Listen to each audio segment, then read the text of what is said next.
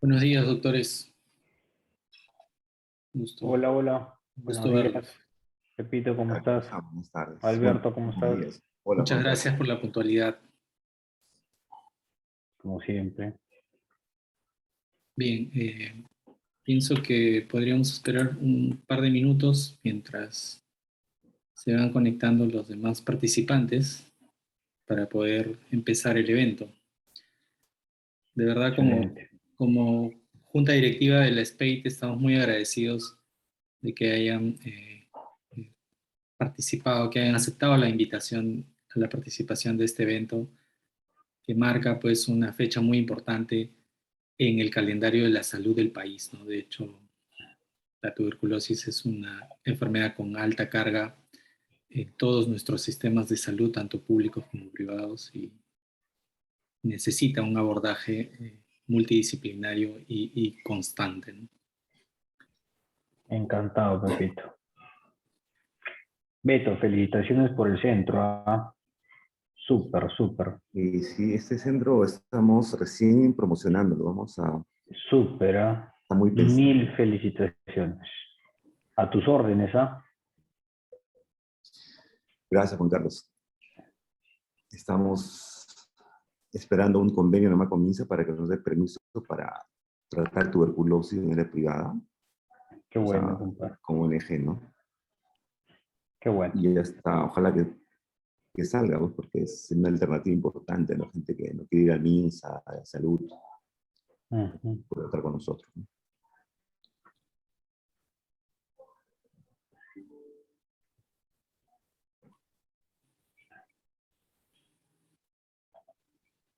Muy bien. Pepito, no podemos prender el video por si acaso, ¿ah? No, no, no hay problema. No hay problema, Juan Eh, Carlos. está bloqueado. No, digo, no porque Ah, no quiera, perdón. sino porque no, está bloqueado. Qué raro. A ver, un minuto. Sí, también no puedo, dice, no es No puede posible iniciar iniciar su video. video porque los Pedro lo detuvo. Es muy feo, son, pues, ¿no? Porque el No. anfitrión lo detuvo.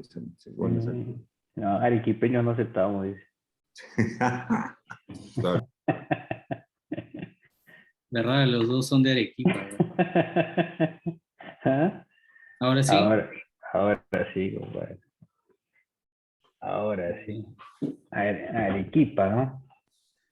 No es no hay ningún sesgo ahí. Ay, no.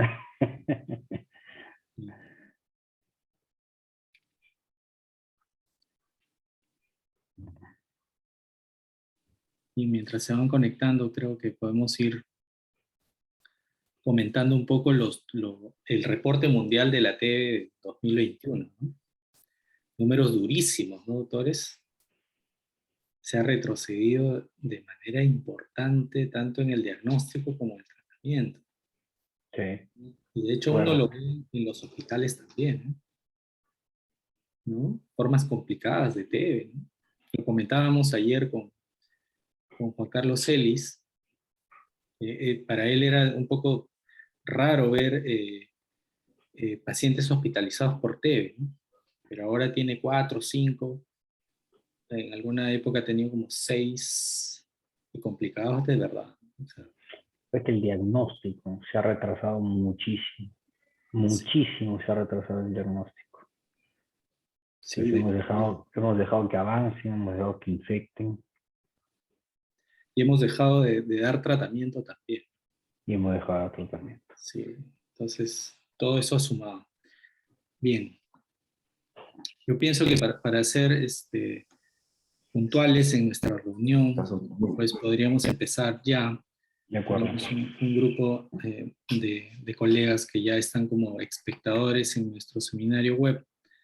Um, Empezamos oficialmente nuestro seminario web dando primero las gracias a los doctores Alberto Mendoza y al doctor Juan Carlos Gómez de la Torre por la aceptación en la invitación por parte de la sociedad para participar como conferencistas en este seminario web que conmemora el Día Mundial de Lucha contra la Tuberculosis y en el marco de las actividades de la OMS para afrontar este problema de salud pública, la SPEIT organiza esta charla, esta conferencia para actualizar dos temas importantes, ¿no? El tema de infección VIH-TV y el tema de diagnóstico de tuberculosis. Ambos colegas nuestros son miembros de la sociedad y la estructura y la dinámica de esta conferencia va a ser, en primer lugar, la conferencia del doctor Alberto Mendoza y en el siguiente,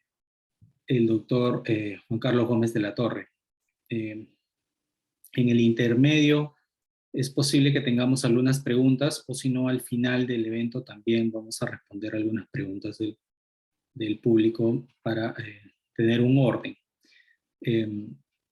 Hay que recordar también que este evento está siendo transmitido por nuestra plataforma de Facebook Live y también a través de esa plataforma pueden hacer sus preguntas para poder contestarlas. Bien, entonces como parte de la organización de este evento, a nombre de la Sociedad Peruana de Enfermedades Infecciosas y Tropicales, les damos la cordial bienvenida a todos nuestros participantes y reiterar las gracias a nuestros conferencistas por su participación. La primera conferencia está a cargo del doctor Alberto Mendoza Ticona. El doctor Alberto Mendoza Ticona es médico infectólogo, es epidemiólogo por la Universidad Peruana Cayetano Heredia.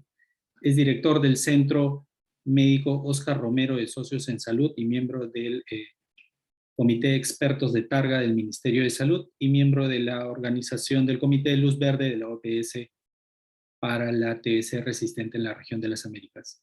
Además, como ya reitero, es miembro titular de la sociedad. Bienvenido, doctor Mendoza. Muchas gracias por su participación. Muchísimas gracias a nombre tuyo a hacer llegar a toda la junta directiva, ¿no?, que está empezando, todo el apoyo de parte de nosotros para que su gestión sea un éxito. Y gracias por la invitación. Yo voy a compartir pantalla, así rápidamente, y un placer siempre compartir estos encuentros que tenemos académicos con mi gran amigo Juan Carlos, que bueno, conformamos el comité de tuberculosis. No sé si nos vayan a renovar este año, no estamos a la expectativa o que nuevos miembros la integren, ¿no?, como es lo que siempre se hay de renovación. En los siguientes 30 minutos voy a hablar un poquito de coinfección TB-VIH. En realidad, esta charla es un poco enfocada a lo que tiene por objetivo fijar los estándares de atención de la coinfección TB-VIH que hasta ahora tenemos y conocemos.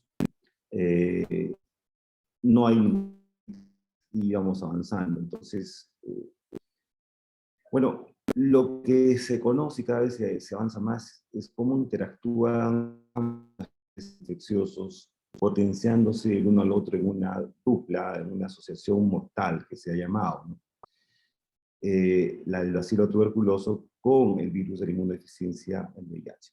En realidad, el VIH ya se sabe que causa depresión de la célula CD4, pero específicamente va a afectar el fenotipo TH1, que es específico para bacterias intracelulares, como lo es el bacilo tuberculoso.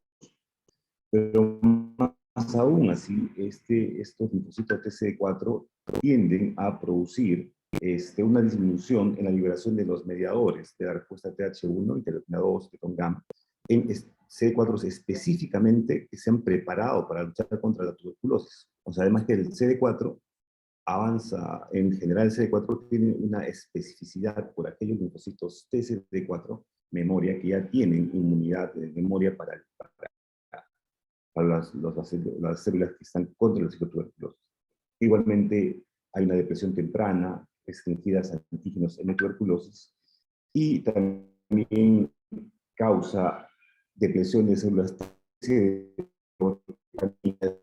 preparadas contra la tuberculosis. Es una especificidad contra la vulnerabilidad de la respuesta celular al bacilo tuberculoso. A su vez, tuberculosis, dentro de sus tantos mecanismos, aumenta la expresión de receptores de crecimiento viral, el CR4, por ejemplo, y lo que va a potenciar es que el virus pueda penetrar mejor a la célula y replicarse más.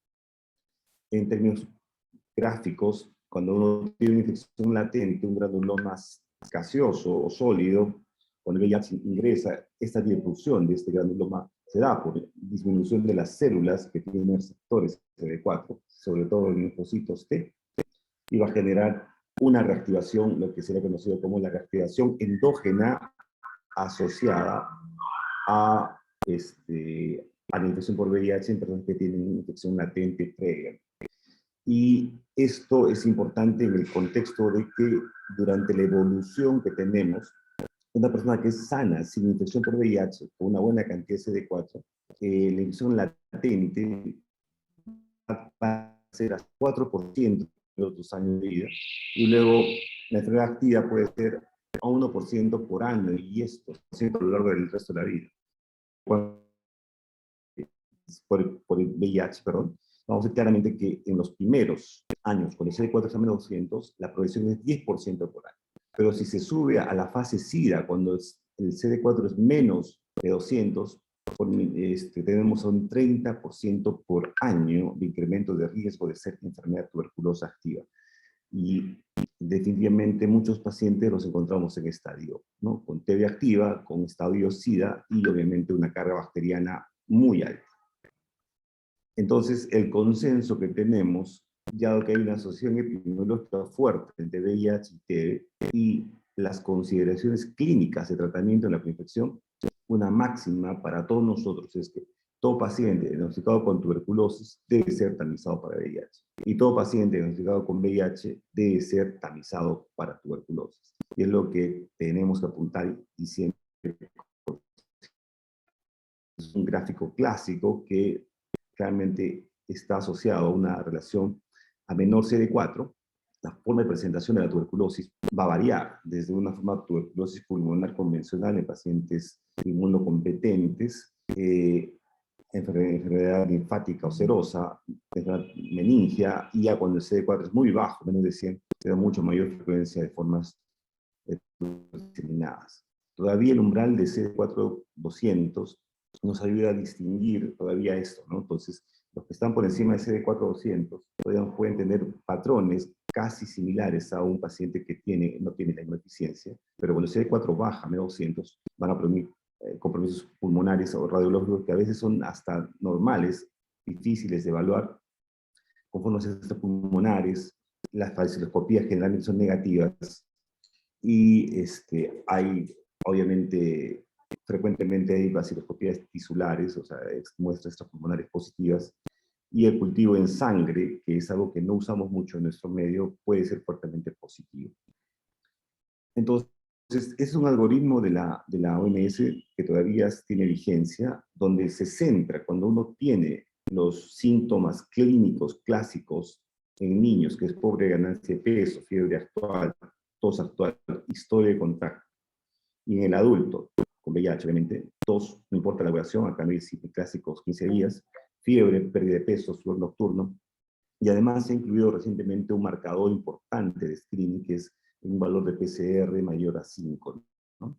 Si uno tiene un paciente con VIH, es muy, muy probable que tenga tuberculosis. Uno de estos ya nos hace la sospecha o la probabilidad. Y cuando entramos al algoritmo de decisión, tenemos que concentrarnos en el expert. El expert ultra es lo que nosotros tenemos que tener como gol estándar en el diagnóstico del paciente con VIH para detectar tuberculosis. Y obviamente, dependiendo de la severidad de la enfermedad, uno puede iniciar tratamiento, incluso en forma empíricamente, si está comprometido, como muchas veces lo hacemos, y siempre no dejando de lado el diagnóstico etiológico. Y vamos a hablar un poquito después sobre, pero yo quisiera mostrarles esta guía consolidada de la OMS que más o menos determina el porcentaje de casos detectados de TB activa con diferentes algoritmos. Si nosotros nos basamos solamente en la tos prolongada, que es el sintomático respiratorio, y en que tiene IBK positivo, síntomas de más de 15 días, le hacemos una evaluación clínica y un examen incluso de ácido nucleico tipo expert, solamente vamos a capturar al 36% de los casos que realmente existen. Y es por eso que nuestra forma de detección, que está basado aún en vaciloscopía, en sintomático respiratorio, IBK 1 y 2, es mucho menor que 36%. Y Obviamente, la que más rentabilidad tendría es aquel que tiene tos prolongada. Podemos pasar de frente a una prueba tipo expert o de amplificación de ácidos nucleicos, pero que no tiene estos síntomas, ir a un screening radiológico. Y los que son positivos van a una prueba de diagnóstico molecular y con esto podemos detectar al 84% de todos los pacientes con tuberculosis. Esto quiere decir que se está recuperando definitivamente el valor diagnóstico, el tamizaje o screening de la radiología digital. Y ahora tenemos herramientas de inteligencia artificial que son software que pueden ser locales o basados en web, que determinan una lectura automatizada como esto, por ejemplo, en unas zonas de calor que da una probabilidad alta de tener tuberculosis o una placa digital. Y es lo que hemos estado haciendo en el Socio de Salud en los últimos años. Hemos estado yendo con unidades móviles a hacer screening de tuberculosis en las zonas de alto riesgo de contagio. Incluso tenemos un dispositivo de mochilas que vamos a las casas mismas de los pacientes para realizar este tamizaje y que en tiempo real podemos una lectura. Tenemos que introducir la radiología digital con fuerza nuevamente en el algoritmo diagnóstico y obviamente en el paciente con VIH. De hecho, el Expert Ultra es lo que tenemos que concentrarnos en el diagnóstico microbiológico. Esto lo paso rápidamente porque Juan Carlos va a hablar más de esto. Y de hecho no podemos hablar de diagnóstico de VIH, de tuberculosis y pacientes con VIH si no tenemos un sistema de medio líquido. Por lo menos MIGIT, en el país tenemos MODS, pero cada vez se está descontinuando y deberíamos apuntar siempre a tener en nuestros centros este sistema de medio líquido.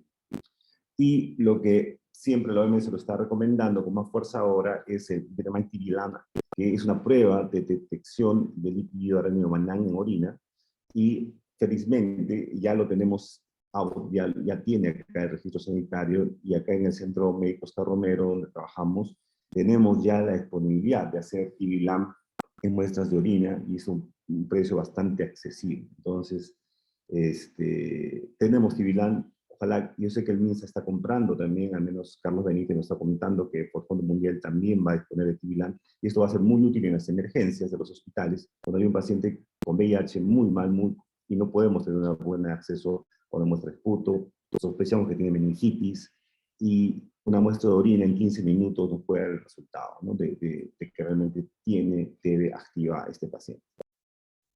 Y avanzando en el tratamiento, lo concreto es que tenemos que tratar la infección latente. Y estas son las guías de la OMS consolidadas en pacientes con VIH. Tenemos que a todo adolescente y adulto con VIH sin TB activa se debe dar en aquellos con o sin antirretrovirales, mujeres embarazadas y sobre todo también antes tratados por tuberculosis. Muchos otros pacientes con VIH han tenido tuberculosis. Eso no los descarta para que inicien terapia preventiva, independientemente de la inmunosupresión y del resultado del PPD o de la prueba de cuantificador.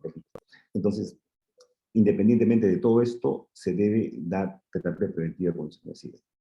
En niños que tienen VIH, si son menores de 12 meses, solo si es contacto en caso activo, y mayores de 12 meses, toda la edad, independientemente del contacto con persona con TB, se le debe dar PPD. Hay una recomendación que es un poco, todavía es con muy poca evidencia, que a los niños con VIH que han sido tratados para TB activa pueden recibir un régimen de TPT, de terapia preventiva, como profilaxis secundaria, o sea, continuar con un régimen de TPT posterior al tratamiento de TB activa en niños, pero obviamente esto no es es muy condicional. En mujeres embarazadas con VIH se mantiene el esquema con isoniazida, todavía no se usa terapia combinada porque no hay una evidencia clara, y no se debe esperar postergar al parto para recién iniciar la terapia preventiva en mujeres con VIH. Algo muy importante que a veces hemos visto que se ocurre. Esta gráfica es un cuadro que resume las recomendaciones actuales de la OMS para tratar preventivamente la tuberculosis. Obviamente, todo paciente con VIH, como mencioné, regímenes de 6 o 9 meses de isoniazida, ¿ok? Pero también tenemos regímenes de 4 meses de rifampicina, o regímenes combinados de isoniazida con rifampicina, 3 meses ambos, la dosis que mencioné acá, o el régimen 3HP, que es un régimen corto de 3 meses con dosis semanales de isoniazida y rifampicina, obviamente también con vitamina B6 durante estos 3 meses, porque el paciente es VIH y tiene mayor riesgo de desarrollar neuropatía por isoniazida. y las dosis están acá de acuerdo a las bandas de peso. Previamente, a partir de los 35 kilos, la dosis estándar. 3 tabletas de isoniazida de 300 y 6 de rifampicina de 150. O sea, 9 tabletas que tiene que tomar la persona una vez por semana. Obviamente, si tenemos isoniazida de 100, esto va a subir, pues serían 9 tabletas de 100 miligramos por cada dosis, 900 miligramos. 9 más 6, 15 tabletas una vez por semana. Quizás sea mucho para el paciente, pero hay que explicarle que es una vez por semana. Y el esquema, el ultra corto, el 1HP, lo hicimos en Impacta y fue espectacular. Solamente 4 semanas de isoniazida y rifampicina diaria era tan igual a 9 meses de isoniazida. Un New England muy bueno que rápidamente la OMS lo mantiene en sus perfiles, en sus esquemas. Y para contactos MDR recién se publica por primera vez la recomendación de dar 6 meses de levofloxacina en contactos de pacientes MDR, obviamente sensibles a las quinolonas. La gran ventaja es que el Perú ha avanzado y la norma nacional de VIH, la 169, ya incluye la terapia preventiva, el 3HP, el 6H, el 3HP y el 4R que se pueden dar. Acá hay un error, acá la isoniazida es 900 miligramos, no 300 como se menciona acá. Entonces, es un régimen que se podría dar. Lamentablemente, rifampicina no está en el registro sanitario en el Perú, pero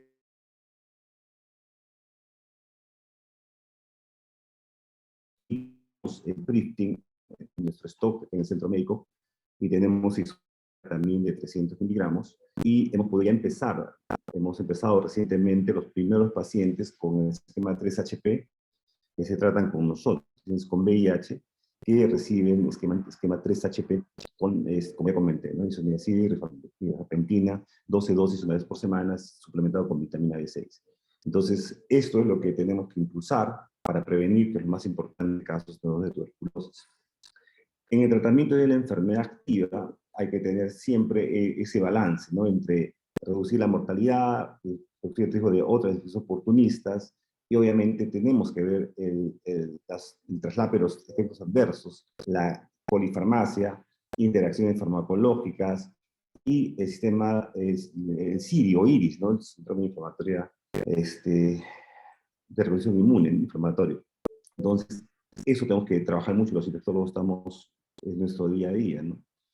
En TB sensible seguimos con norma todavía de 2017, hay novedades ya que van a avanzar a 4 meses, pero todavía esto es todavía una recomendación interina, no es oficial, a implementar esquemas de 4 meses con rifampicina y moxifloxacina. Pero para efectos del VIH no hay terapia intermitente, no tiene que ser menos de 6 meses, diario en primera y segunda fase. Saben que en el Perú todavía la segunda fase es intermitente, pero eso no se debe continuar en pacientes con VIH, tiene que ser diario, o sea, mantener la primera y la segunda fase en las mismas dosis de isoniazida y rifampicina, y obviamente si hay BK positivo, el segundo mes se puede prolongar, si la lesión inicial es extensa, o si hay compromiso extrapulmonar importante, se puede prolongar hasta 12 meses incluso el tratamiento, sobre todo en la segunda fase. No hay mucho nuevo, los antirretrovirales deben iniciarse tan pronto como podamos, entre las 8 primeras semanas de tratamiento de la TB, y si hay inmunosupresión severa, que puede ser por un CD4 menos de 50, o otra manifestación es siempre en las primeras semanas iniciar el antirretroviral. Ojo, hay de mucho cuidado en el sistema nervioso central, porque ahí sí el IRIS puede ser fatal. Entonces, no hay una regla para manejar cuándo iniciar antirretrovirales en pacientes con TB en el sistema nervioso central, y tenemos que tener, sí, una individualización, seguir cada caso muy cercanamente antes y durante el inicio de antirretrovirales. Obviamente, el tratamiento es 6 meses diario, por lo menos 6 meses, si es que el paciente está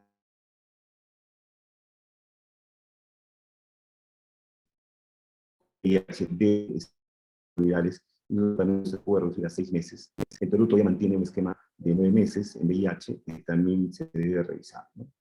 En cuanto a TB en sí, a TB resistente, el esquema que propone la OMS, 6 meses de levo-res, está recomendado también en pacientes con VIH. El esquema cortado oral con bedaquilina, que es algo que no se ha implementado en el Perú, lamentablemente, que combina una serie de drogas, incluye bedaquilina, levofloxacina, clofazimina, piracinamida, etonositol, isoniazida, dosis altas, etionamida. Es un esquema de 9 a 12 meses que todavía lo mantiene la OMS. Esperemos que pronto salgan esquemas mucho más cortos, que ya están saliendo los ensayos clínicos, revelando que esquemas de 6 meses a 9 meses son tan efectivos como este esquema de bedaquina, levofloxacina, etcétera, que hay que tener mucho cuidado en su implementación, siguiendo claramente los grupos de la OMS, que tenemos que armar un orden jerárquico del tema para PDR, logrando por lo menos 4 drogas potencialmente activas, ¿no? Y el paciente, en el tratamiento del VIH, el paciente con TB, lo indicado acá, lo que el estándar es que si el paciente tiene TB sensible, tenemos que hacer todo lo posible por mantener la rifampicina, todo lo que se pueda. No podemos, una máxima debe ser para nosotros, si TB sensible, hacer todo lo posible que podamos para que la rifampicina, el tratamiento anti-TB, se mantenga y no sea excluida. Eso obviamente va a haber muchas excepciones. La guía de OMS, disculpen, la guía de OMS es la que estamos siguiendo. Tenemos el tratamiento basado en dolutegravir, que afortunadamente estamos implementando cada vez más en el Perú como alternativa de Faviren 400. La gran ventaja es que estos estudios de farmacocinética han demostrado que Faviren 400 opera igual que Faviren 600 cuando se dan con esquemas anti-TBs, y la recomendación que hemos estado manejando, ¿no? Antes de empezar con dolutegravir, hemos estado manejando con atripla, 600 de Faviren, y cuando tuvimos el T400, también manejamos los anti-TB con 400 miligramos y nos ha ido bien. El Inspiring ya viene a ayudarnos más cuando ya tenemos más acceso a dolutegravir, y es lo que se demuestra, ¿no? Que dar una dosis adicional de dolutegravir con 50 miligramos adicionales al combo que damos en la mañana es tan igual que dar Faviren 600 miligramos en pacientes que toman rifampicina. Y obviamente su perfil de seguridad, sobre todo por el compromiso neurológico, es mucho mejor que el Faviren. Entonces el estándar ahora estamos manejando es este. En el TB latente podemos dar el 1HP, el 3HP, el 3HR, el 4R, ya los vimos cuáles son. De todos ellos, solamente el 1HP no está, digamos, normado en el país, pero sí los otros 3. En TB sensible, obviamente, vamos a seguir con el esquema convencional, pero diario, primera y segunda fase. En resistente isoniazida, en levo-res, 6 meses. Y con estos esquemas que contienen rifampicina, podemos usar estos esquemas, ¿no? Faviren 400, Faviren 600 con un backbone de tenofovir con amibudina o entricitabina. Y si vamos a usar dolutegravir, que es la primera elección, debe estar arriba, hay que darle una segunda dosis de dolutegravir cada 12 horas, y raltegravir 800 miligramos cada 12 horas, esto siguiendo ya el TB2, que ya recomendaba que sí se debe duplicar la dosis de raltegravir con rifampicina. Si tenemos rifampicina o rifapentina, no usar inhibidores de proteasa, no usar no nucleósidos de tipo rifampicina, travirina, nevirapina, etamina, lamentablemente doravirina. Inhibidores de integrasa, eritegravir y bictegravir tampoco pueden darse por interacción. Y bueno, de los nucleótidos, el tenofovir, alefenamida, no se puede dar, o si lo vamos a dar, lo tenemos que dar 2 veces al día, ¿no? Y con Maraviroc, de verdad, no hay mucha experiencia, pero se entiende que tenemos que cuadruplicar la dosis de Maraviroc cuando vamos a usarlo con rifampicina. Y hay casos que sí lo estamos viendo ahora, porque el perfil de resistencia es muy amplio, incluso estamos viendo resistencia a inhibidores de integrasa, y tenemos que hacer mano a ese medicamento. Si tiene tuberculosis, estas concesiones debemos tener en cuenta, ¿no? Ya para terminar, las drogas de segunda línea para TMDR, afortunadamente, como no hay rifampicina, la mayoría de drogas de segunda línea, como quinolonas, linezolid, etionamida, cicloserina y los aminoglucósidos que ya se usan solamente strepto y amica, no tienen interacciones serias en cuanto a farmacocinética con los antirretrovirales, pero obviamente la toxicidad renal es algo que tenemos que reducir. Un concepto clave que tenemos que manejar es que bedaquilina, porque se metaboliza por las citocromo, las CYP que mencionan acá, tenemos que tener mucho cuidado con el efavirenz y lopinavir. Entonces, cuando tratemos un paciente con MDR, que definitivamente está con bedaquilina de la manit, no vamos a usar los integrasas, vamos a pasar nuestro tratamiento potencialmente la oxidabiproteasa, tenemos que usar el MDR claramente dolutegravir o raltegravir en ambas drogas, ¿no? Bedaquiline y delamanid. Tampoco, lamentablemente, podemos usar bedaquiline y rifampicina.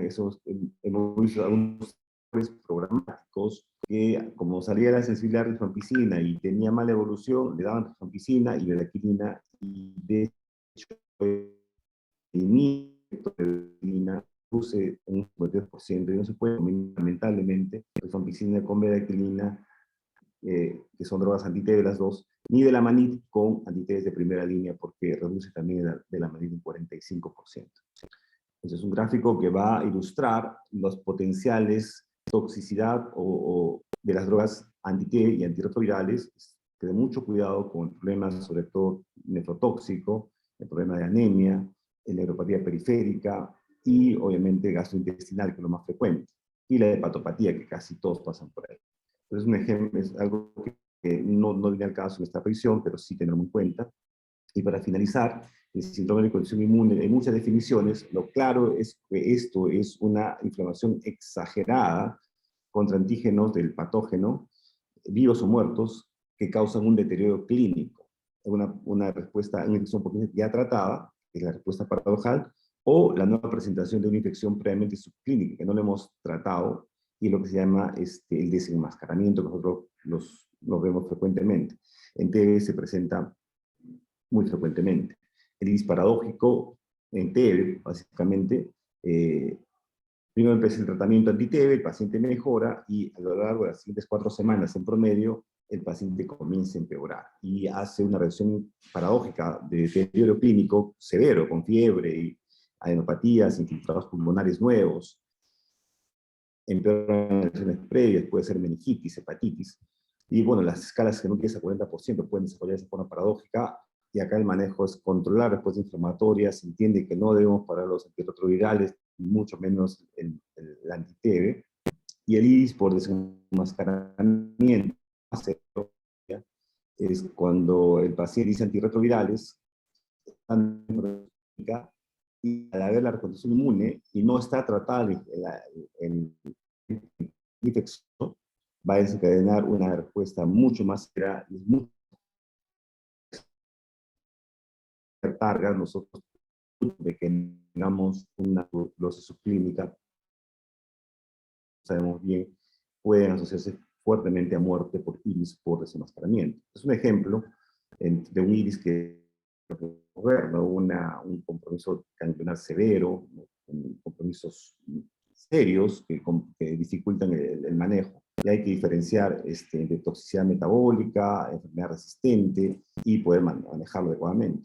Para el manejo de los pseudociris, hay que excluir otras infecciones oportunistas, hay que mantener el tratamiento anti-TB, debemos mantener antirretrovirales, considerar el drenaje quirúrgico y empezar por antiinflamatorios, esteroides, y obviamente estamos muy acostumbrados a la prednisona, que es este estudio que es del 2018, que mucho lo hemos incorporado, que es la antiretroviral preventiva con prednisona solo para la forma de iris paradojal, ¿no? Damos 4 semanas durante el tratamiento anti-TB, corticoides, prednisona 40 a 2 primeras semanas y 20 miligramos las siguientes 2 semanas, y lo que se produjo una reducción importante de la incidencia de iris paradojal significativamente en pacientes con TB y VIH que inician antirretrovirales. Obviamente, el tratamiento tiene que ser alrededor de las 48 horas una vez que inician el tratamiento antirretroviral, el corticoide, o simultáneamente, ¿no? Para terminar mi presentación, de hecho, algunas cosas que quisiera resaltar. El Esper Ultra debe ser la prueba de diagnóstico de TB pulmonar en pacientes con VIH. El TB-LAN en orina tiene que manejarse en pacientes que tienen sobre todo CD4 o menos de 200. Mejores esquemas de TPT. En gestantes hay que dar solo isoniazida. En TB sensible no dejar la rifampicina. En TBDR la quinolona es de core. Estamos ya con medaquilina y glinesolid, que es la droga que debemos usar. En rifampicina, rifapentina, mucho cuidado con los niveles de proteasa y otros medicamentos que interactúan. Bedaquilina y delamanid tienen mucha interacción con el fabricante y lopinavir. Tenemos que pensar siempre en un esquema antirretroviral basado en dolutegravir o raltegravir. y en TB sensible, obviamente, podemos dar rifampicina con evidencia 400, 600, o dolutegravir o raltegravir, siempre duplicando la dosis de estos medicamentos. Inicia tarde dentro de las 8 semanas, cuidado con las interacciones farmacológicas, incremento de toxicidad, y obviamente tenemos que trabajar el IVISTA, ya sea paradojal o desenmascaramiento, y usar prednisona como reducir la incidencia de este IVIS paradojal. Muchísimas gracias por eso, es todo de mi parte, y solamente una reflexión. Este es el Centro Médico Oscar Romero, y nuestro fundador, Paul Farmer, que ha fallecido hace unas pocas semanas, inspirado por un hombre muy católico, Paul Farmer, leía mucho teología y conocía la historia del padre Oscar Romero, que es un santo ahora, justo fallece o lo matan el 24 de marzo de 1980. Inspirado en el Día Mundial es que Paul Farmer decide que en Perú comiencen a implementarse los centros Oscar Romero, que es el primero que tenemos aquí en La Molina, el Centro Médico Oscar Romero, donde pues, estamos impulsando investigación, manejo en estándares de primer mundo, como queremos, la tuberculosis y el VIH y otras enfermedades respiratorias e infecciosas, ¿no? Entonces, todavía estamos en proceso de implementación, pero ya hemos avanzado bastante. Muchísimas gracias por el tiempo. Muchas gracias, doctor Mendoza, por su conferencia y por mostrarnos todos los avances que hay en este tema. Dado que todavía no tenemos preguntas en el panel, yo me gustaría trasladar las preguntas al final, quizás mientras nos vamos organizando nuestras ideas. Y ahora nos gustaría presentar la conferencia que va a dictar el doctor Juan Carlos Gómez de la Torre. El doctor Juan Carlos Gómez de la Torre es patólogo clínico y es miembro titular del SPEIT, además de ser un investigador reconocido dentro del campo de la patología clínica y las enfermedades infecciosas, y profesor en las facultades de medicina de la Universidad Ricardo Palma y la Universidad de Piura. Doctor Juan Carlos Gómez, muchas gracias por la participación, bienvenido. Muchísimas gracias, Pepe, y gracias a todos los que nos acompañan en este evento de nuestra querida SPEIT. Primero, si me permites confirmar que está bien mi audio, ¿sí? Sí, se escucha perfecto. Perfecto. Muy bien, algunos conflictos de interés que considero pertinente mencionar, y sin duda los hitos y los objetivos mundiales es tratar de parar la TB en el 35. Sin embargo, lamentablemente y en plena pandemia, y esto sin duda está un poco peor, todavía nos queda muchísimo camino por recorrer. Y dentro de estas acciones que debemos de implementar para mejorar estos indicadores, sin duda el diagnóstico molecular está dentro de los principales pipelines. Entonces, cuando hablamos de TB pulmonar y extrapulmonar, tenemos que entender cuáles son los métodos que actualmente tenemos. Ninguno es más importante que el otro, y siempre lo digo, todo método se complementa. Pero tenemos los métodos convencionales, el método directo, el cultivo convencional y la prueba de proporción en placas, el MGIT, que lamentablemente o tienen baja sensibilidad o están de pobre disponibilidad. Sin embargo, los métodos moleculares tenemos que empezar a hablar ya de las plataformas, más que de la técnica que utilizan la gran mayoría de ellos, que es la reacción de cadena de polimerasa. Entonces ya hablamos del sistema GeneSper, hablamos del sistema Genotype, del sistema M2000, Becton Dickinson, COVAS, etcétera, ¿okay? Por mencionar otros. Y todos estos, como bien sabemos, se basan en la detección de genes que de alguna manera confieren resistencia a través de múltiples mecanismos, que es importante conocerlos para entender el valor de predictividad que tienen estos métodos moleculares, no solo en el diagnóstico, sino también en la predicción de resistencia a los diferentes fármacos. Que si ustedes ven aquí en la columna del medio, que las frecuencias de mutaciones en las cepas resistentes no es del 100%, la que más se acerca es la rifampicina, mientras que en otras no es que porque no tengo la mutación la cepa no va a ser resistente. Pero si detecto la mutación, el valor predictivo positivo es prácticamente del 100%. Y eso se basa en justamente de qué manera es que la cepa genera resistencia, que escapa un poco el motivo de esta charla. Entonces, tenemos un montón de kits comerciales. Yo creo que pensar en diagnóstico in-house a esta altura no creo que sea muy apropiado, No significa que no lo podamos hacer. No hay kit comercial para tejido, por ejemplo, y tenemos que echar mano a los kits, a los técnicos in-house, con sus desventajas y con situaciones que hay que tenerlas muy bien controladas, que por cierto es extremadamente difícil. Sea cual fuese el método, tenemos que tener algunos aspectos que son importantísimos. ¿Yo qué necesito? Necesito que sea un método rápido y sencillo, que sea sensible, reproducible y que no tenga falsos positivos y negativos, que sea rentable en costos, y eso vamos a hablar en un momento. Y lo más importante, que me contribuya a tomar decisiones médicas, porque si yo tengo un método que tiene baja sensibilidad o baja especificidad o resulta que son falsos positivos o falsos negativos, no me va a ayudar en lo absoluto. Es más probablemente me confunda en el diagnóstico. Y hasta el año pasado, la Organización Mundial de la Salud avalaba básicamente dos métodos, el Genotype y el GeneSpert, con los cuales estamos súper familiarizados, pero tenía bajo evaluación de la OMS un montón de otros métodos que, gracias a Dios, en enero del 2021, es que endorsa un montón de otros métodos, ¿sí? Pero sabiendo en qué posición se encuentran cada uno de esos métodos, y un poquito vamos a hablar de qué nuevos métodos la OMS ha endorsado. Entonces hay tres nuevas clases de tecnologías. La primera son pruebas automatizadas de amplificación de ácidos nucleicos, ¿sí? De baja complejidad, de complejidad moderada, perdón, para la detección de TB y resistencia a rifampicina.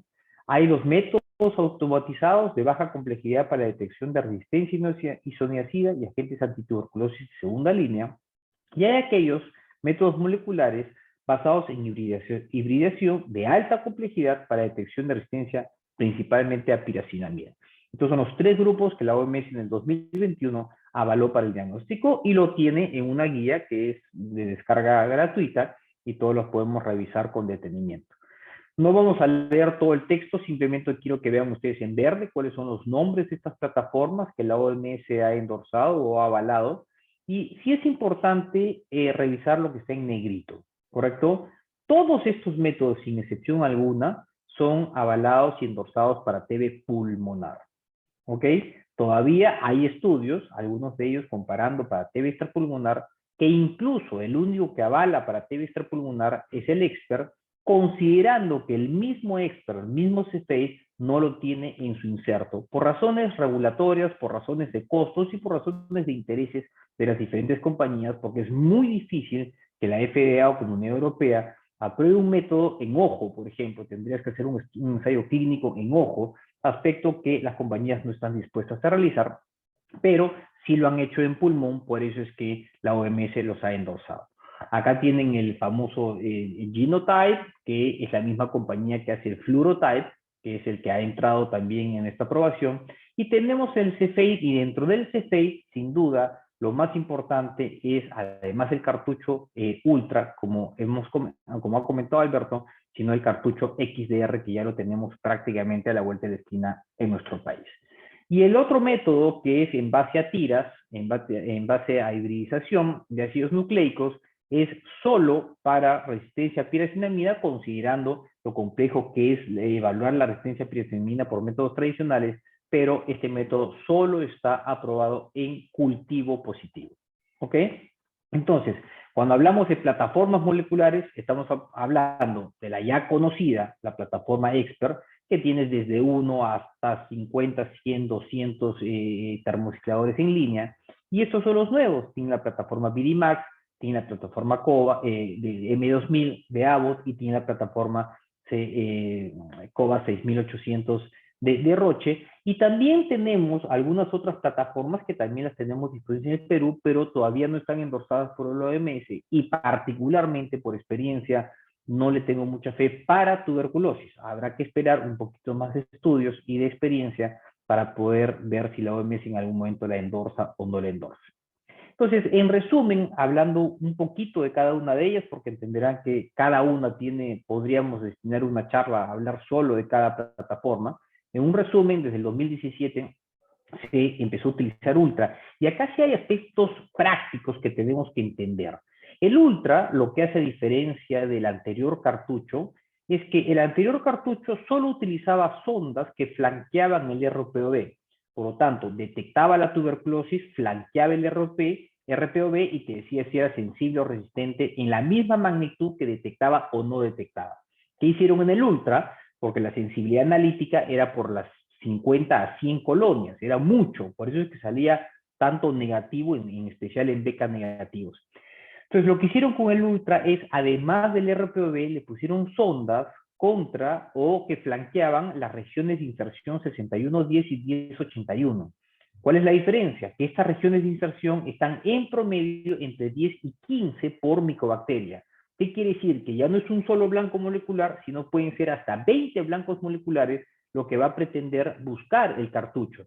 Y de esa manera aumentó tremendamente la sensibilidad del método. Pero al aumentar la sensibilidad del método, entenderán que cuando solo detecta IS 6110 no te puede decir si es sensible o resistente a rifampicina, y esa es la razón por la cual sale positivo para tuberculosis, indeterminado para rifampicina. Es un aspecto práctico, pero sin duda no hay método perfecto.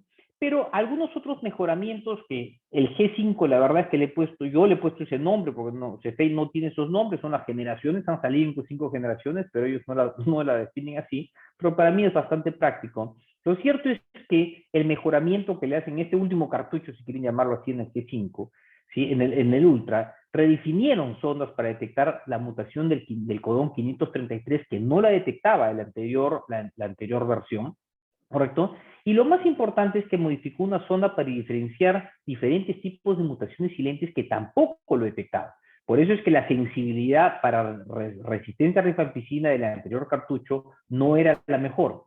En este caso la ha mejorado, pero con una característica que en letras chiquitas casi nadie lo ve en el equipo, y esto es absolutamente relevante, porque la forma como detecta estas mutaciones es, si bien es cierto, en términos moleculares pasó de un CT a una temperatura de melting, no vamos a ponernos a explicar, pues no tiene un sentido, pero lo importante es que detecta heteroresistencia. ¿Cuál es el problema? Que yo en el anterior cartucho, basta que tenía 3 cepas resistentes de 10.000 sensibles y me decía que era resistente. En este caso me va a decir cuántas son sensibles y cuántas son resistentes en proporción. Por lo tanto, ya tengo una mejor idea de cuántas cepas, porque no es inusual poder tener, ¿sí? Lo natural es que 1 en 33 genere una resistencia a rifampicina, pero no todos son MDR ni siquiera resistentes a rifampicina, porque ahí es el organismo que se encarga también de combatir esas bacterias. Entonces, esta detección de la heteroresistencia es absolutamente relevante, y de pronto, si ustedes se meten al equipo y ven la letra chiquita del equipo, pueden obtener mejores resultados, ¿no es cierto? Entonces te puede decir 90% mutante, 10% wild type, o te puede decir 0.5 mutante y 99.5 wild type, que en el anterior cartucho te decía 100% resistencia a rifampicina, y ahí venía cierto grado de inespecificidad en el anterior cartucho. ¿Ok? Y miren ustedes cómo en muestras pulmonares como extrapulmonares, las positivas trazas, ¿qué significa? Traza es aquel que sale IS 6110 o 1081 con RPOB negativo, pero son que en el anterior cartucho hubiesen sido totalmente negativas. En muestras pulmonares, este 8% es pura traza. ¿Qué significa? Que el anteaño pasado, que no se usaba Ultra, hubiesen salido negativas. Y en muestras extrapulmonares nos ha aumentado un 13% en trazas. Y eso es muy bueno porque demuestra claramente que en la práctica, ¿sí?, aumenta la sensibilidad de detección de la tuberculosis. ¿Correcto? Y si vemos solo en muestras, de líquido cefalorraquídeo, que es una de las muestras que por lo menos en el laboratorio de trabajo más se procesa, y comparamos la 4ª generación con el Ultra, fíjense cómo del 7% positivo pasamos al 10% positivo, ¿sí?, sin aumentar significativamente el número de positivos no trazas. En otras palabras, nos ha aumentado un 2% la probabilidad de detectar positividad en líquido cefalorraquídeo, y creo que clínicamente es absolutamente relevante.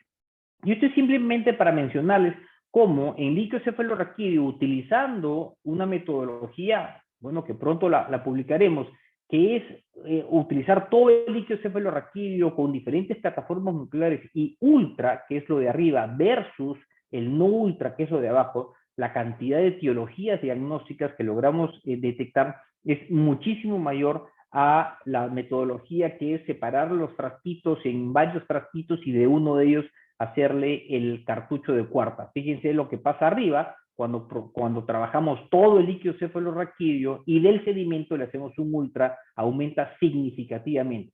Eso lamentablemente el fabricante no lo sugiere por el riesgo de contaminación, pero para eso están las cabinas de bioseguridad, para eso está el personal entrenado y sin duda lo que sí está claro es que mientras más líquido proceso, más probabilidad tengo de detectar. Si a ese más probabilidad lo centrifugo, la probabilidad de detectar si es que no contamino el líquido es muchísimo mayor y lo hemos demostrado en población peruana. Entonces, en la práctica, en términos de sensibilidad, un bar me puede detectar como así, un expert me va a detectar como así, un ultra me va a detectar como así, y claro, tanto al expert como al ultra, si le hago un XDR, como vamos a ver posteriormente, ya cierro el círculo de necesidades que tenemos para evaluar TB y ver si es sensible o resistente. Nuevamente, las ventajas que tengo de todas las formas y todos los tamaños, y además me sirve para otras enfermedades infecciosas y, por qué no, algunas genéticas. ¿Ok? ¿Qué sale en el 2021? Este cartucho XDR, que particularmente me parece también una maravilla, en donde además de la rifampicina, que al pobre expert tanto le hemos dado con palo por la isoniazida, se fue de frente, como digo yo, sin pasar por WOW, ¿sí? A la isoniazida, a la etionamida, a las fluorquinolonas y a los inyectables. Y de esa manera, reconociendo todos estos targets, estos genes targets, con estas regiones, estos codones y estos nucleótidos para evaluar la resistencia, podemos ya tener resultados en donde no solo me detecta la tuberculosis, sino que además me dice si es que hay baja o alta resistencia detectada isoniazida, en fluorquinolona si lo detecta no, lo mismo en aminoglucósidos, en donde ya podemos hacer en menos de 45 o una hora, ¿sí? Podemos hacer diagnósticos de un XDR. ¿Cuál es la condición sine qua non para usar este cartucho? Y ojo, es que el ultra esté positivo y que esté positivo no trazas, ¿ok? Por lo tanto, tampoco es para todo el mundo. cepa también podemos utilizar, sin duda, pero la gran ventaja es utilizarlo en todo paciente ultra, por lo tanto, no podemos estar pidiendo un paciente en XDR sin haber hecho una detección molecular ultra previamente positiva. Y este es el que ha endorsado la OMS, que es el NIPRO, para evaluar la resistencia de piresinamida. Miren ustedes la cantidad de oligonucleótidos que tiene en una tira de nitrocelulosa, ¿sí? Y a través de una amplificación molecular y una hibridización en tiras, podemos detectar todas aquellas mutaciones que confieren resistencia a piresinamida, y este es el método que ha endorsado la OMS. En el 2008 ya conocemos la tecnología de Genotype, no vamos a profundizar, pero la gran ventaja es que flanquea también todo el RPV. Y lo voy a repetir bastantes veces, flanquea, porque después hay algo relevante que les voy a comentar con relación a los otros métodos. La sensibilidad de 160 bacterias por mililitro, y como bien sabemos, la detección es si es que hibrida con wild type y no hibrida con las mutantes o viceversa. Todas estas son sondas que van a flanquear regiones mutantes o regiones wild type. Entonces, si yo tengo todas las wild type presentes, entonces es sensible, ¿correcto? Pero si yo tengo toda una mutante, ¿sí? Acá, una wild type que no lo amplifica y una mutante que sí lo amplifica, un gen RPOB, entonces es una rifampicina resistente. Y si además lo mismo tengo en isoniazida, va a ser una rifampicina más isoniazida. La gran ventaja es que Genotype también tiene para drogas de segunda línea, pero de alguna manera no desventaja, pero tiene ciertas situaciones que requiero mucha carga bacteriana o cultivo para que me salga bien esta prueba, porque recuerden, no deja de ser ojo sensible, por lo tanto, la objetividad no es como una curva de fluorescencia, ¿sí? A través de otros sistemas de PCR. Pero claro, montando la tecnología también puedo tener estos paneles para detectar otras micobacterias. De hecho, no está probado en tejidos, por ejemplo, sin embargo, lo hemos hecho en tejidos y en algunas muestras el que te da y el que no te da, pues no te da, ¿no?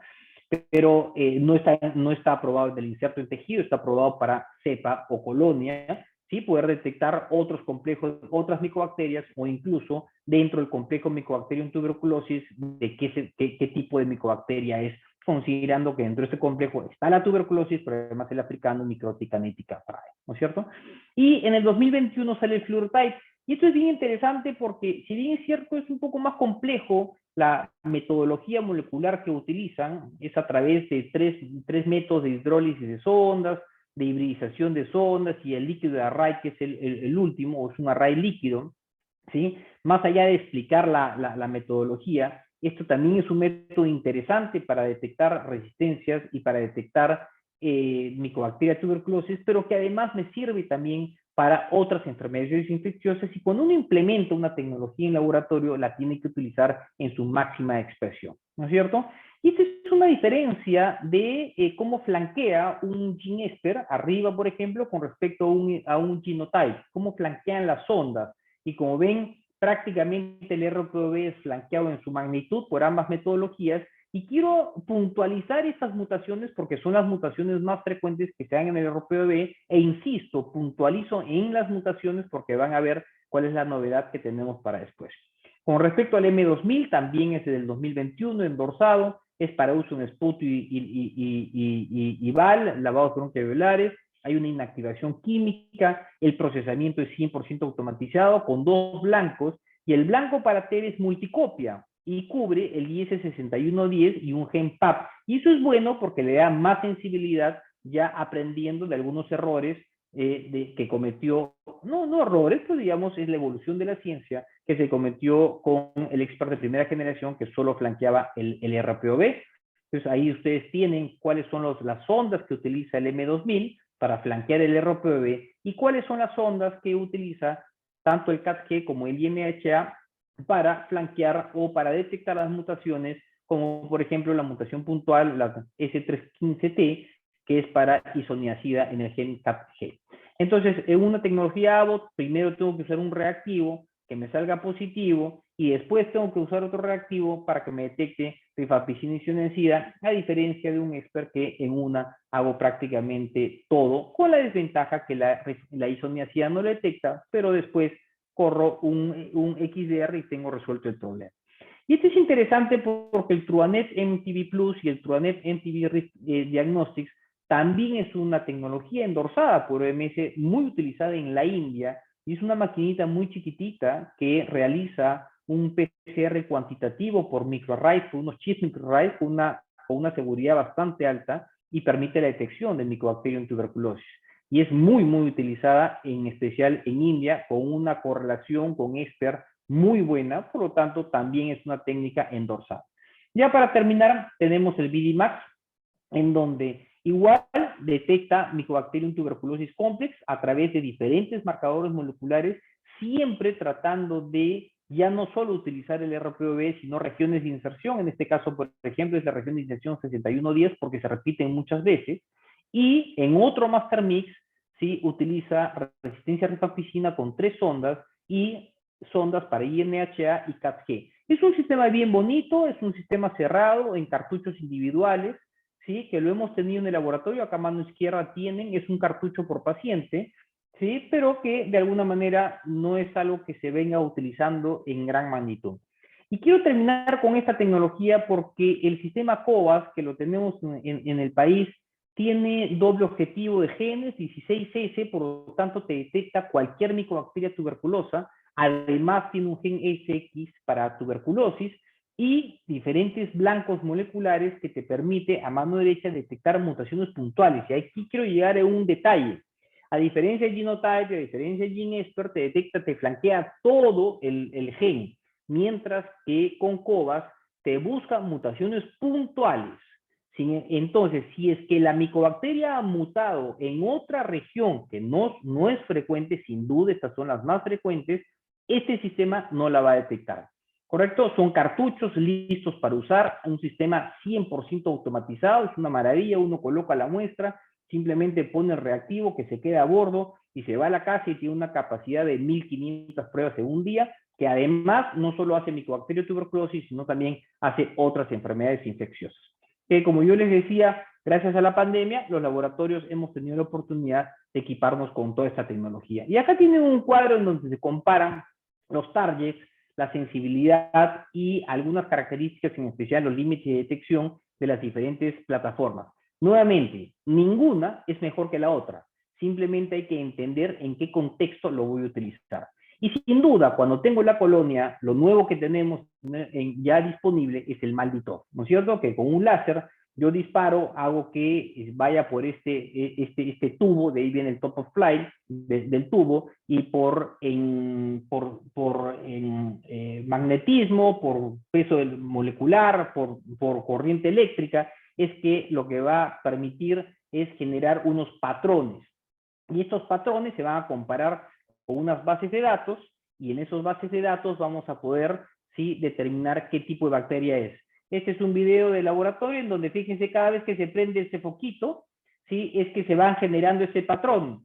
Se entiende que dentro de esto, dentro de esta lámina, ven ustedes en la derecha, este es un hoyito chiquitito, y cada vez que ustedes ven ese foco es el láser que está pulverizando las bacterias y lo repite 99 veces.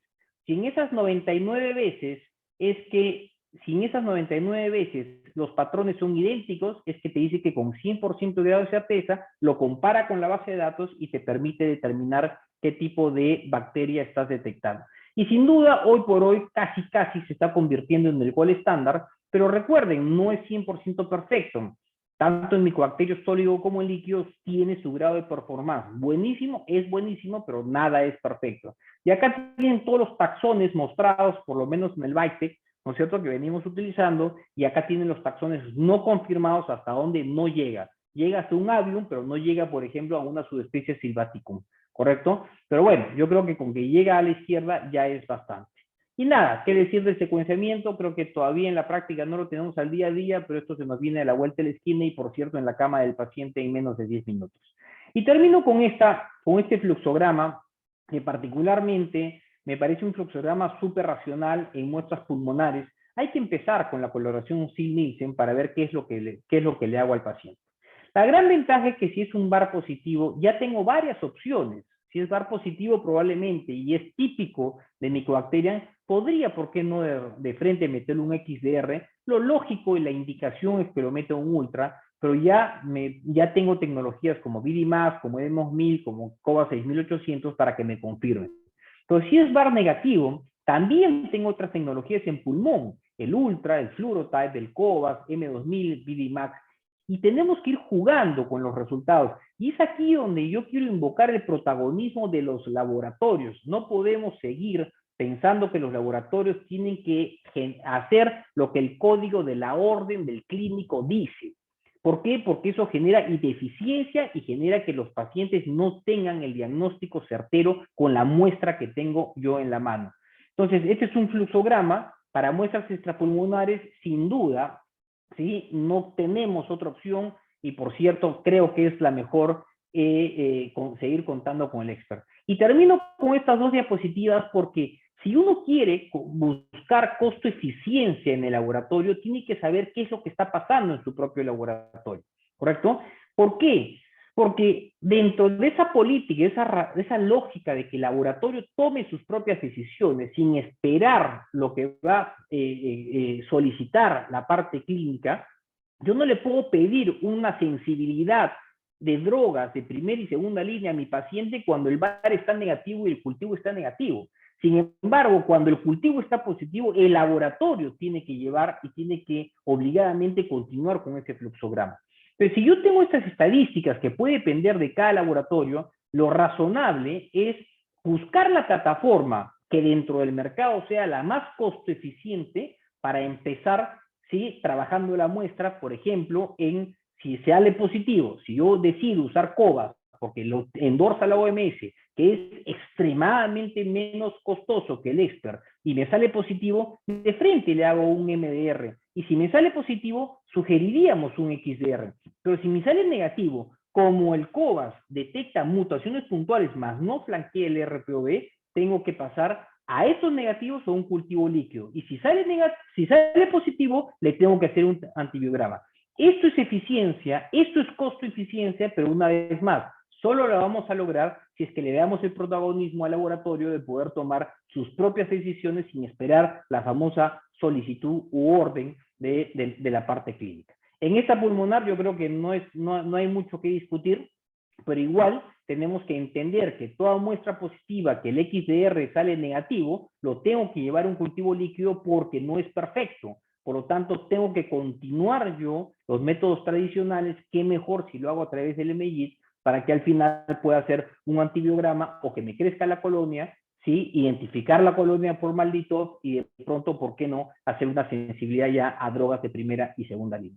Y termino con este caso chiquitito, que es un paciente de 29 años, VIH negativo, que inicia clínica con cefalea, concomitantemente aracnoiditis, mielitis dorsal, múltiples especialidades, impresión de posibilidad de TBMDR o XDR, realiza una biopsia cerebral que muestra un tuberculoma con la posibilidad de realizar estudios moleculares para definir patrón. Estas son las imágenes del paciente y nuevamente, no hay nada más importante que nada. De esa biopsia de cerebro se le hace absolutamente todo esto, ¿correcto? Desde un GRAM, un SIL-Nielsen, un secuenciamiento genómico completo, un EXPERT, cultivos líquidos, cultivos sólidos, etc. Esa es la práctica que por lo menos sugiero realizar en laboratorio. La sorpresa fue que en el VAR y tanto en fluorescencia era VAR positivo. El EXPERT sale positivo sin detectar resistencia a rifampicina. Por lo tanto, eso ya es bastante alejada la posibilidad de que sea un MDR. No es imposible, pero muy alejada. ¿Y en qué nos ayuda el NGS, el secuenciamiento genómico completo, en detectar la Klebsiella pneumoniae en un 40% de genomas y la Mycobacteria tuberculosis un 59%? Por lo tanto, las recidivas de esos abscesos no eran por un MDR, sino eran por microabscesos que, llevándonos a la historia clínica, resulta que había hecho múltiples bacteriemias por sonda urinaria prolongada. Entonces, una vez más, esto se trata de hacer la complementariedad de los datos y no pensar que una tecnología es peor que la otra o mejor que la otra. Muchísimas gracias y atento a cualquier pregunta, y creo que estamos exactamente en el tiempo destinado. Sí, muchísimas gracias, Juan Carlos. De verdad es que muchos datos para analizar, para planificar la integración, como dices tú, del laboratorio. Yo tengo aquí algunas preguntas respecto a la primera conferencia del doctor Mendoza, ¿no? Que la pregunta es específica, dice, con respecto a la terapia con corticoides para prevenir el iris en terapia antirretroviral, ¿recomendaría el uso profiláctico en general en los pacientes VIH que inician terapia antirretroviral? Bueno, el ensayo clínico que ha hecho, que está en England, demuestra que tiene razón significativa. Obviamente son pacientes con VIH, con tuberculosis, que estando con anti-TB, le vas a iniciar antirretrovirales. Entonces, esas personas demostró el ensayo clínico doble ciego y todo lo demás que si iniciabas corticoides por 4 semanas durante el antirretroviral, reducía la incidencia de iris paradojal. Estamos hablando de la parte paradojal porque ya estamos tratando la TB. Entonces, ese es algo que, digamos, lo hemos practicado muchos, lo venimos haciendo y nos va bien. O sea, nos respalda esta evidencia clínica, esta evidencia científica, y yo sí lo recomiendo, ¿no? Le recomiendo que la puedan manejar y la puedan hacer en los pacientes, obviamente, VIH con TB. Estás con anti-TB y cuando vas a iniciar antirretroviral, que puede ser a la semana 2, semana 3, 4, pues lógicamente le des 4 semanas de corticoide dado, ¿no? Obviamente si el paciente está con meningitis, ya está con corticoides, eso no aplica, ¿no? Pero estamos hablando de formas pulmonares, linfáticas, ¿no? Pleurales, que no sueles usar corticoides como parte del tratamiento de la TB per se. Muchas gracias, doctor. Voy a ir intercalando las preguntas que tenemos. Hay una pregunta con respecto al uso de GeneXpert en láminas de histopatología. ¿Es posible hacer eso, doctor Juan Carlos? Mira, la verdad es que yo no lo he hecho, correcto, nunca. Sin embargo, tuve la oportunidad en México de ponerme en contacto con un patólogo que había montado y estandarizado una técnica para hacer encortes de parafina. Okay. No encontró él una sensibilidad del 100%, pero el protocolo lo hizo. Recuerden que Cepheid, que es el dueño de la compañía, de ninguna muestra extrapulmonar te dice cómo trabajarla. Pero de lámina propiamente dicha, lo veo bien difícil, particularmente no lo haría. Del taco de parafina, de parafinando el taco, probablemente es posible, pero particularmente nunca lo he hecho. Muchas gracias por su respuesta. Doctor Mendoza, tenemos una pregunta respecto al rol del ADA en, perdón, al rol de la, es para el doctor Gómez de la Torre. El rol de la prueba de ADA en el diagnóstico de tuberculosis, ¿juega un papel ahora? A ver, como siempre digo, no hay nada que es excelente, perfecto, ni nada que no sirve. ¿Ok? Todo tiene un rol. Ahora, el problema, y cada prueba yo tengo que saber sus ventajas y sus desventajas. ¿Ok? Y en ese contexto interpretar. El problema del ADA es que no hay un corte mundial, no existe corte mundial. ¿Por qué? Porque el corte me lo establezco yo en base al sacrificio de sensibilidad versus especificidad que le quiero dar en mi entorno. ¿Ok? Entonces no existe un corte universal del ADA, va a depender, si estoy en un hospital de cáncer, por ejemplo, el corte del ADA tiene que ser diferente por los linfomas, ¿correcto? A diferencia de otros sitios. Pero vamos a asumir que hay un punto de corte, el problema es la baja sensibilidad y poca especificidad. Sin embargo, suma, todo suma, ¿ok? Pero para pulmón, si hay algo que podemos decir para extrapulmonar, para pleura, que es donde de alguna manera más se utiliza el ADA. Difícil encontrar la micobacteria, así sea por métodos moleculares, en los fluidos. No cae la micobacteria. La micobacteria está en el tejido. Entonces, trate de el tejido que obtenga en la biopsia solución salina experta. Ese sí funciona.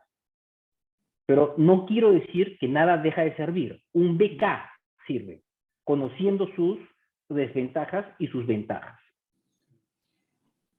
Muchas gracias, doctor. Doctor Mendoza, teníamos una pregunta, bueno, una también inquietud mía. ¿Cómo hacer, tener un abordaje del paciente con infección TB-VIH que no tiene posibilidades de utilizar la vía oral en cuanto a los tratamientos que se podrían combinar endovenosos acá en el país? Bueno, primero lo que le va a matar al paciente es la TB, que hay que tratarla la TB, ¿no es cierto? Entonces, acá, a ver, ¿qué hacemos nosotros? Y eso lo hemos trabajado con mucha gente que trabaja mucho este tema en África, amigos que trabajan allá, o el maestro Pepe Caminero, es que en esos momentos, cuando tú tienes un paciente que no tiene vía oral y que está con alto riesgo de muerte, lo importante es buscar drogas anti-TB lo más bactericidas que podamos tener. Porque es lo que te va a matar, toda la bacteria extracelular, la que está haciendo el BK sea positivo, el cultivo positivo, la fiebre, y te está matando al paciente. No toca el punto de la esterilización, que eso es después, pero sí algo bactericida. Y afortunadamente, bueno, en otros países existe la rifampicina y la isoniazida endovenosa, que no tenemos acá y deberíamos tener, ¿no? Pero sí existen los medicamentos endovenosos. Y lo que hacemos manos es a drogas más bactericidas que tenemos al momento, que es meropenem. Cuando damos meropenem es dosis, hasta dosis alta, 2 gramos cada 8, en pacientes que están muy mal, asociando una quinolona, que realmente debería ser levofloxacina endovenosa, por lo menos. Si no hay, ciprodosis alta, 600 cada 12, y linezolid, que es la otra droga que podemos usar endovenosa. Ese combo, esas 3 drogas, son muy bactericidas. Y si además tienes amikacina, un medicamento que también es bactericida, te va a ayudar.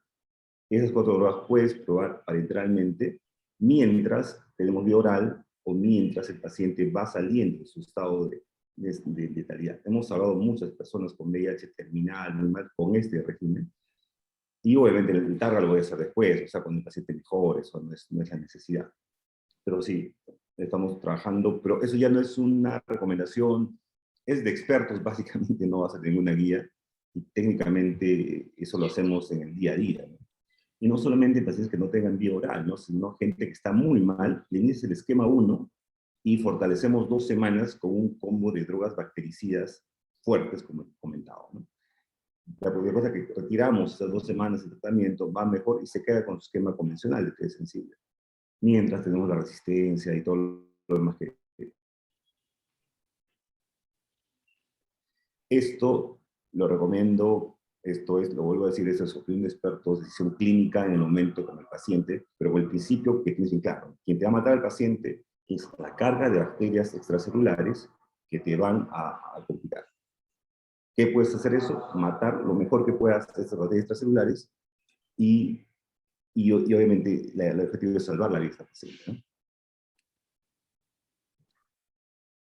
Muchas gracias por la respuesta, doctor. Sí, siempre es un reto tener un paciente que no tiene disponibilidad vía oral, sabiendo que las mayores drogas bactericidas en TB son a través de vía enteral. Doctor, hay una pregunta del doctor La Rosa respecto a qué tan extendido y descentralizado está el acceso de pruebas moleculares de TB en el país. El doctor Gómez. Yo creo que hemos dado un gran avance en el país. Hay algo que todavía no logro entender. Entenderán que no estoy metido en el programa nacional, pero sí entiendo cómo funciona todo el mercado mundial.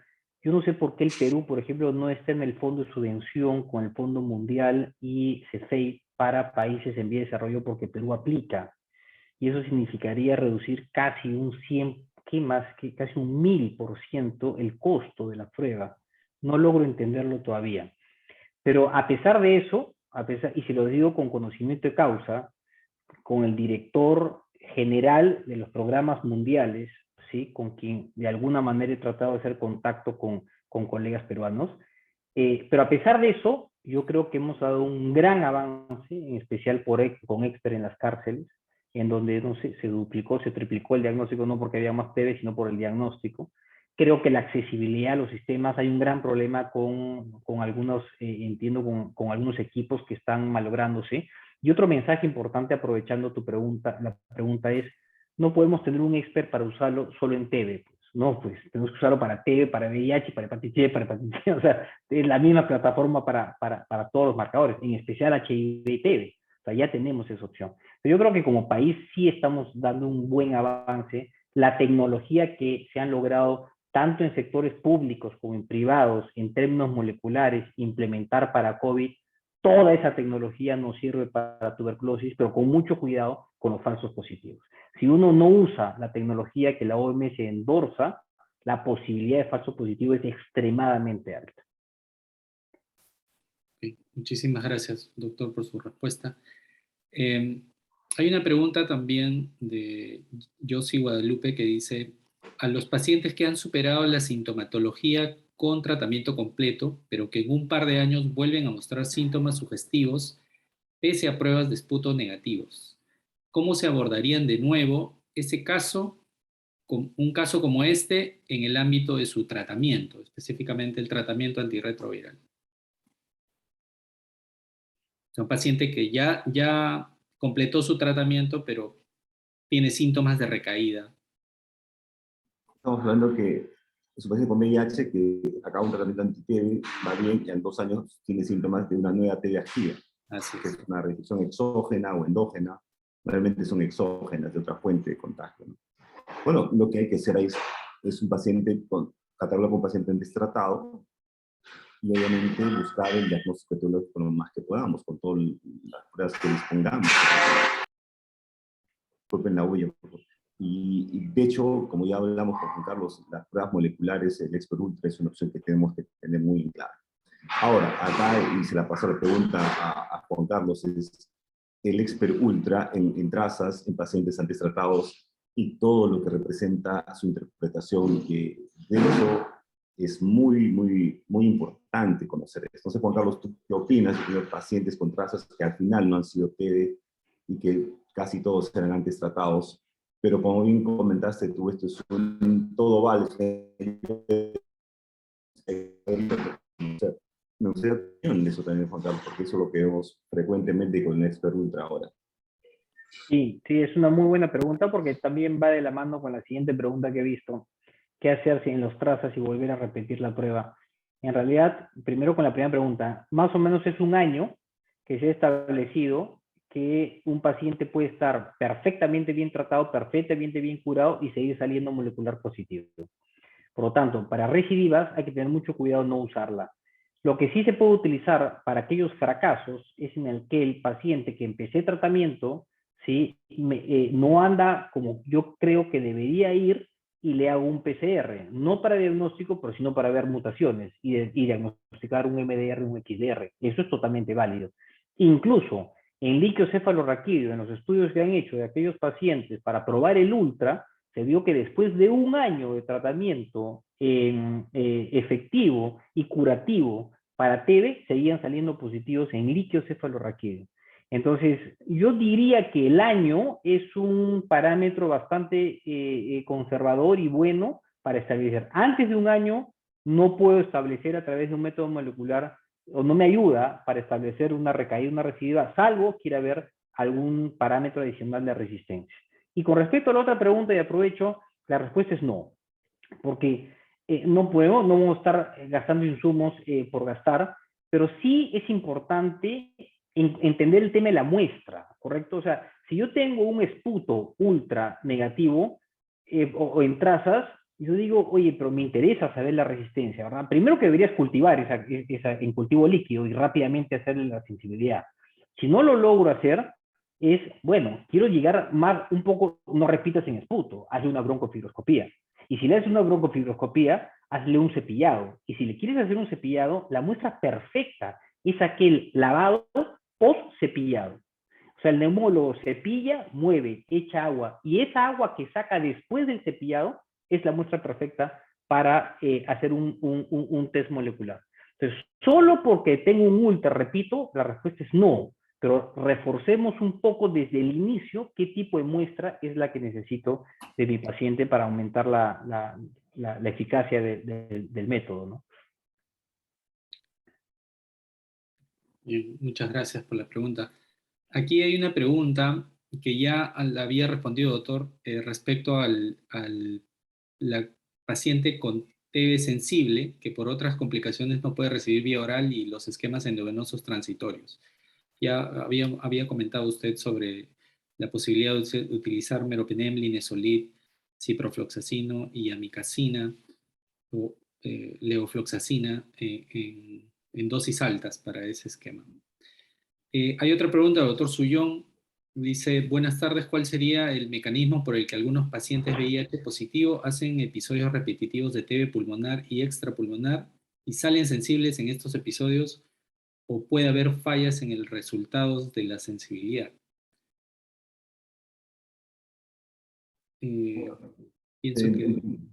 Claro, en principio el paciente con VIH, así se encarga, nunca va a recuperar su capacidad de defensa ante el Mycobacterium tuberculoso. Siempre va a ser mucho más vulnerable a hacer una infección exógena y volver a tener episodios de tuberculosis.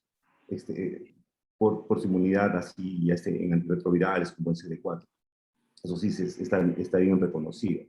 Entonces, y también se sabe con estudios ya de fingerprinting que la mayor cantidad de casos de tuberculosis en pacientes con VIH no se debe a reactivaciones endógenas, no es mismo bacterias, sino por contagio de personas de su entorno, porque están visitando constantemente el servicio de salud, se contagian. Entonces, es plausible biológicamente lo que encuentra el doctor, porque el paciente con TB puede estar haciendo episodios repetidos de tuberculosis de contagios exógenos. Obviamente cada episodio tiene que estudiarse con todo lo que hemos visto ahora, molecular, cultivo, sensibilidad, inicio de tratamiento de acuerdo a lo que representa. Obviamente la prevención es muy importante, ¿no? El manejo con los nuevos esquemas tenemos que considerarlo siempre, incluso los antes tratados. Siempre la pregunta que se hacía, si yo decidí mi tratamiento para la TBC hace 2 años, con 6 meses, 12 meses, ¿por qué me das ahora el nuevo tratamiento? Si ya me curé, Pero lo técnico ahora es que no, así es antes tratado, te diagnostican VIH, tienes que seguir un ciclo de terapia preventiva con tuberculosis, ¿no? TPT, llames TPI ahora, pues TPT porque son varios esquemas y no solo son SIDA. Hay que ser mucho más de esto. Y ojalá que el 3HP, que ya les comenté en la presentación, se pueda aplicar rápidamente en el país. Y bueno, como les comentaba también, acá en el centro tenemos repentina de donación, si tienen algún caso específico me lo hacen saber y podemos conversar para poder brindar a los pacientes este esquema 3HP que realmente es muy puro y mejor que 9 meses o 6 meses de universidad diaria, ¿no? Yo solo, si me permite, Pepito, un pequeño comentario. Es importante entender el tema de la heteroresistencia, ¿ok? Y eso no solo se da en TV, ¿ah? Hay un concepto teórico que más o menos quiero llevarlo a la práctica. La tasa de mutación natural de una micobacteria tuberculosis en el gen RPOB es de 1 a la menos 33. Y se calcula que en una caverna hay esa cantidad de bacterias. Por lo tanto, en una caverna existe la probabilidad de que haya una mutación natural de la micobacteria tuberculosa. ¿Correcto? ¿Qué no la hace resistente o MDR? Obviamente las defensas y el tratamiento. ¿No es cierto? El sistema inmune y el tratamiento. Entonces, en situaciones avanzadas o en situaciones cavitadas o en situaciones donde hay mucha carga bacteriana, la probabilidad de que la bacteria que yo testé, ¿sí? No es que la prueba se equivoque, que se equivoque una PPP es bien difícil, ¿correcto? Salvo que no sepa hacerla, pero sí la sabemos hacer, ¿sí? En el país. Lo que pasa es que estás agarrando la cepa que no debiste agarrar. Si hubieses agarrado la del costado, te salía resistente. Claro, eliminas como la infección urinaria, eliminas las sensibles y seleccionas las resistentes. O sea, ese fenómeno, en mi opinión, no tendría por qué ser infrecuente en tuberculosis. No lo puedo comprobar clínicamente, ¿eh? Pero es una hipótesis que debemos plantear. Sí, probablemente sería un estudio muy interesante. De hecho, heteroresistencia es un concepto que es un concepto especial, pero que debería ya empezar a trasladarse al manejo no solamente de la TB, sino de otras infecciones también. Sí. Así es. Eh, Hay una última pregunta con respecto a la terapia endovenosa transitoria, ¿no? Dice sí que el doctor que hace la pregunta ha encontrado información que menciona el uso de carbapenems en TB solo tiene efecto de actividad bactericida temprana, cuando se asociaba a inhibidores de beta-lactamasas tipo ampicilina sulbactam. ¿Cuál es su comentario respecto a esta asociación, doctor Mendoza? Sí, es correcto, ¿no? Todos los carbapenémicos tienen que ser con un nivel de beta-lactamasa, ¿no? Tipo clavulánico, procesoral o surlactán, que es lo que tenemos, ¿no? El ampicilactán no hay solo, es como se suele dar. Y esto, repito, esta es una terapia de rescate en pacientes que están muy mal con alto riesgo de muerte. O sea, no es que el paciente no tiene vía oral, está con una lesión mínima, no, tranquilo, hay que manejar el efecto sin tratamiento y lo voy a manejar porque esto es algo crónico. Pero sí tenemos en la práctica clínica en los hospitales, el paciente está muy mal, no tiene vía oral, es en esos pacientes que indicamos esta terapia de rescate con carbapenémicos, acción bactericida. Es muy bueno extracelularmente, penetra muy bien barrera hematoencefálica, igual que el insolid, nosotros usamos, por ejemplo, en meningitis, que vemos frecuentemente pacientes con VIH y meningitis, ¿no? Y que no tenemos hasta incluso el diagnóstico. O podríamos tener un tibilam que nos dice que hay TB, pero no sabe si es sensible o no. No tienes vía oral, inicia este esquema, obviamente con los corticoides asociados. Entonces, sí hay que darlo con el carbapenémico con inhibidor de beta-lactamasa. Y como bien lo dice el doctor, ¿no? Es una terapia de rescate transitoria para bajar las bacterias extracelulares que son las que van a matar al paciente.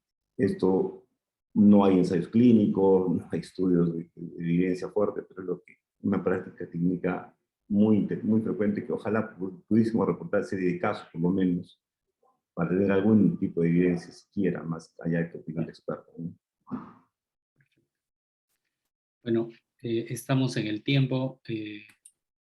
A mí, Quisiera hacer una pregunta a Juan Carlos, bien breve, José, disculpa. sí, Algo que me preocupa mucho, Juan Carlos, es que se ha introducido el expert, tú sabes, por Fondo Mundial con fuerza en los penales.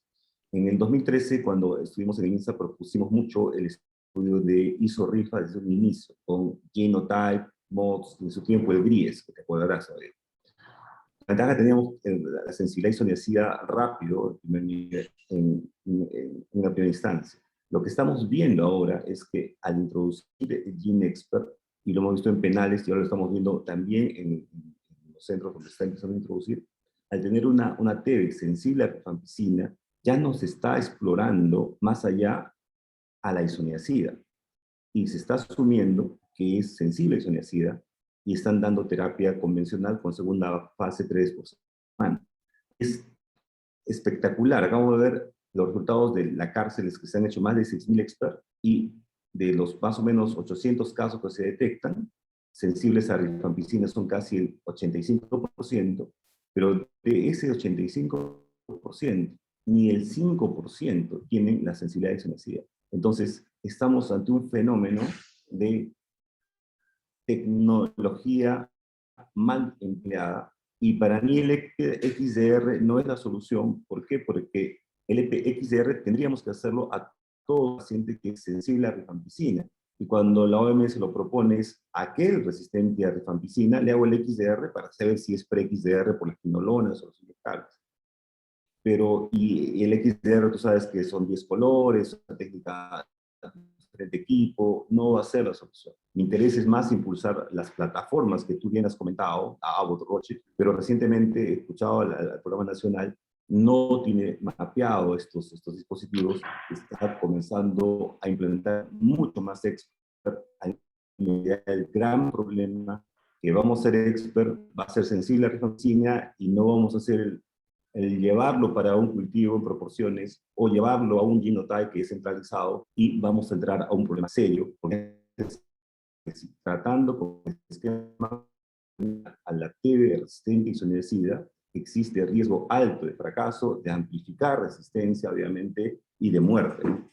Entonces, no sé tu comentario, Juan Carlos, y eso me preocupa porque eso es tema programático que está ocurriendo ya en el país, no ni siquiera que va a ocurrir. Mira, en resumen, Alberto, yo estoy totalmente de acuerdo contigo y creo que un error que venimos cometiendo en el Perú es pretender seguir los lineamientos que la OMS nos dice que tenemos que seguir sin considerar la epidemiología local, que por cierto es bastante sui generis y ligeramente atípica con respecto al resto de la región. Y llámese la resistencia tan elevada a isoniazida, la monodrogo-resistencia a isoniazida. Entonces, yo creo que, una vez más, no hay técnica mejor que la otra. Lo que tenemos que empezar a hacer es complementariedad de técnicas. ¿Ok? Y donde yo sí encuentro una cabida al genotype post ultra positivo o, o de repente tenemos el M2000 post ultra positivo, tenemos el COVAS 6800 post ultra positivo, y tenemos, ¿cómo se llama?, al XDR post ultra positivo. Claro, la OMS no lo recomienda porque no tienen en los otros países la problemática que nosotros sí tenemos. Entonces, yo sí estoy totalmente de acuerdo contigo que nos tenemos que sentar a ver cuál es la epidemiología, cuál es la realidad nacional y encontrar aquellas técnicas que más se adapten a nuestra realidad. Y ese error creo que lo arrastramos de hace una buena cantidad de años cuando tomamos la decisión de escoger una o la otra. No, estas no se escogen, se complementan. Ese es mi concepto. Totalmente de acuerdo. Gracias, Juan Carlos. Muchas gracias, doctor Juan Carlos. Muchas gracias, Pepito. Alberto Mendoza. Como parte del SPEIT ha sido una conferencia muy enriquecedora, y de hecho que vamos a volver a convocarlos para unos nuevos eventos respecto al manejo de TV. Muchas gracias a todos. Gracias a todos por acompañarnos. Muchas gracias a los participantes. Gracias, José, y gracias a toda la directiva, a Juan Carlos, a todo el equipo de ustedes y todo el apoyo nuestro, ¿no? Y si nos convocan al comité, que estamos ahí, pero siempre, como dije al comienzo, buscando ya nuevos valores, nueva gente que entre, jóvenes, y estamos ahí, estamos listos a apoyar la gestión. Por supuesto que sí, igualito que yo. Gracias, Pepe. Muchas gracias a todos. a todos. Cuídense. Chao, Alberto. Un abrazo. Chao, chao.